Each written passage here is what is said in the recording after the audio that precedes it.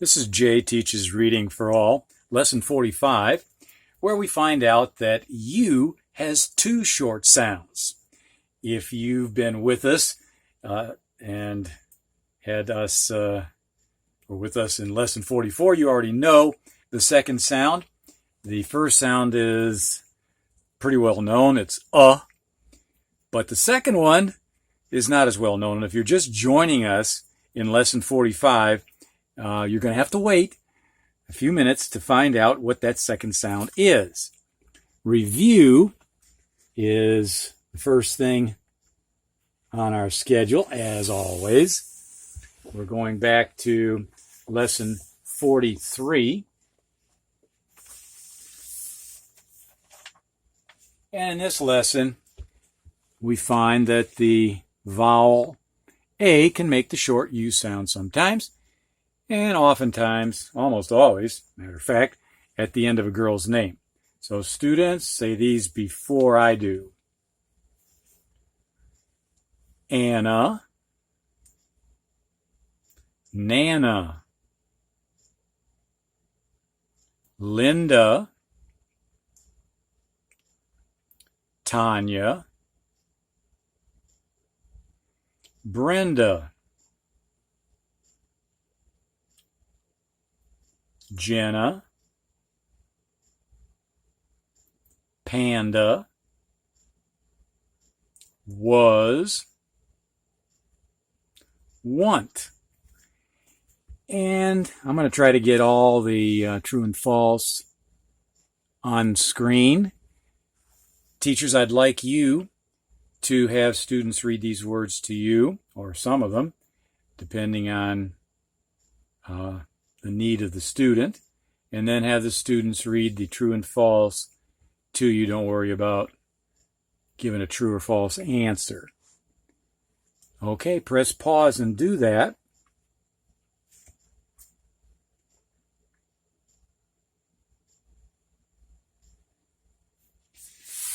Now we're going to review Lesson 44, where we find out that O can also make the short U sound in some very common words, some being one of them. Students, say these before I do. Son, one, ton, come, some, from, of. Remember that F sounds like a V. Okay, and I exposed Lesson 45, so you got a advanced peek there. U sometimes makes a different sound, as in book. And if you were with us in Lesson 44, I gave examples like would and good and book and look. And there are many other common words that have the double O sound in them. But we're not going to get into those right now. We're not going to get into those for quite a few lessons, actually. What we are going to do is we're going to get to words that actually do have a U in them, but have the sound. Like put, pull, full, and bull. Teachers, I'd like you now to press pause and have the students read those four words to you.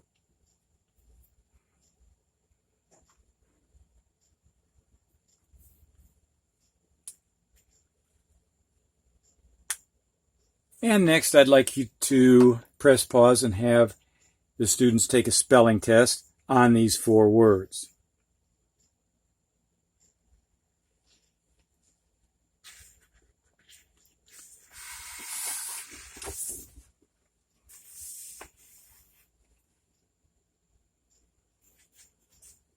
Now, the true and false.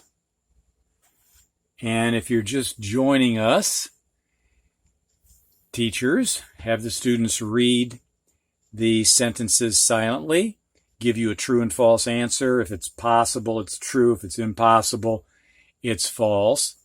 And then read it out loud and give you a final true and false answer and explain why they picked that answer. Okay, press pause and go ahead and do that.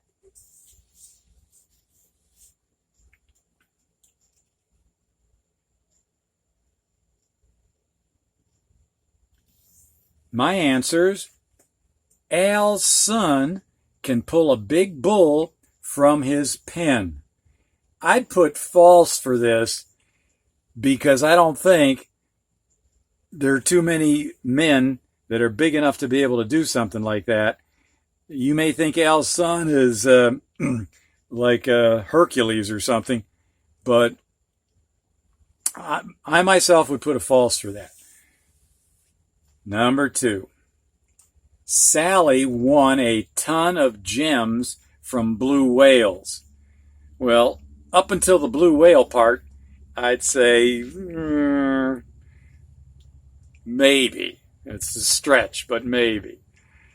However, blue whales aren't giving away diamonds and rubies and emeralds and so on. So that's a false. Number 3. I come from some big sales. I got lots of stuff. Could be true. Yard sailors do this, a lot on a regular basis. Number 4.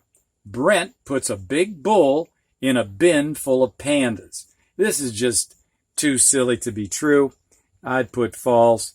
There are probably some students with vivid imaginations who can come up with a reason why this could be true. And if you're convinced, why, you can give them credit for the right answer. Now, the next lesson we're going to have is lesson 46. And in lesson 46, we're going to find out that PH most of the time is going to sound like F, like in flag. So this word right here that has PH at the beginning is the word phone. Okay? And this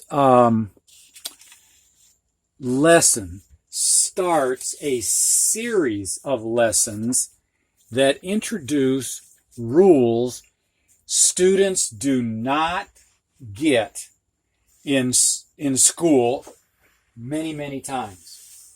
And I think we will be getting some new students and, of course, new parents, teachers, tutors on lesson 46. Because when students are reading words in part 1, DVD, or CD, either one, or online, they're going to run into problems because they have not been taught this. And if you're on a full screen, hopefully you can see this. It's too small, I'm sure, for you to see. This comes from my hard copy book, but I'm using it to remind myself of some of the things that we're going to be discussing in the next lessons. And of course, the next one's going to be PH, which sounds like an F, WH, which has a silent W, SH, which is sh, like in ship, CH, ch, like in chair, or at the end of a word, TCH, like in match, with a silent T. And then TH, which can be either voiced, like in the, or unvoiced, like in three. NK, like in bunk. NG, ing, like in ring. AI and AY can both make the long A sound in words like rain and pray. EE and EA can make the long E sound like in bee and seal. And we already know that Y at the end of a longer word can sound like a long E, like in baby. And we already know that Y at the end of a very short word can sound like long I, like in cry. But also, I, in combination with, I should have said GH in combination with IGH, can make the I say its long sound like light. And OA can make the long O sound like in boat. OW can make the long O sound like in bowl. We've already discussed OO is usually oo, like in moon and soon and boot. EW can also make the long O sound oo, like in blue, the wind blew. OU can make an ow sound like in cloud. OW can also make an ow sound like in owl. OO, we've already discussed, can be another short U sound, like in book. EA can make a long A sound like in pear, or a short E sound like in bread. And I've referenced the bossy R before. Bossy R can boss A to say R. Doesn't really do too well bossing the O, or you can still hear the long O. But it bosses E, I, and U to say OI, oi, like in coin. OY, oi, like in boy. AU, aw, like in auto. And AW, aw, like in saw. ALL, all, like in ball. LE at the end of words is most often ul, like in apple, and settle, and little. And then ED can sound three different ways at the end of words. It can sound like a T, like tapped. It can sound like a D, like in rubbed. It can sound like a id, or ud, depending on how you say it, patted, or patted, depending on how you pronounce it. So I just want to go over these because we're going to be gaining new students coming on board because they didn't get taught these rules in school. Most schools teach a whole language approach, and they do okay in getting across some phonetic rules for alphabet sounds, but when it comes to combinations like this, they generally don't do well, and students really struggle. So, that being said, and again, giving you a lot more information than you asked for or maybe even wanted, but it prepares you for what's coming, and what's coming will begin in lesson 46. See you there.